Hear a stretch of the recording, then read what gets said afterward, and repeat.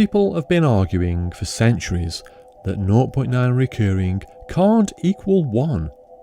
This might be because we can produce a pretty good argument against any proof that 0.9 recurring equals 1.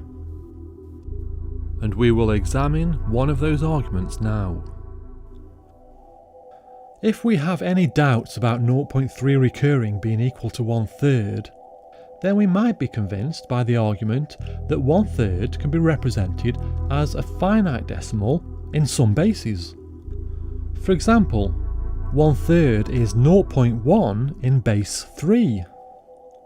And if a third can be represented in one base, then surely we must be able to represent it in any base.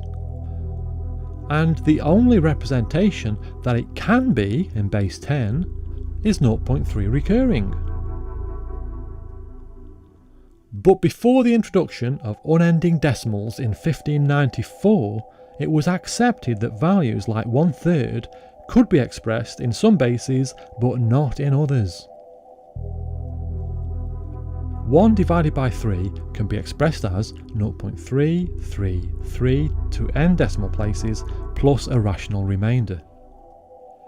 We can't do infinitely many stages of a division process, or even a base conversion process, but mathematicians believe we can theorise about what the result of such an infinite process might be.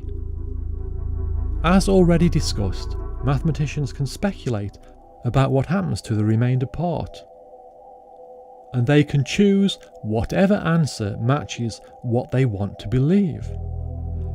So the supporters of real numbers choose to believe that the remainder goes to 0 and that the so-called real number, 0.3 recurring, has to equal 1/3.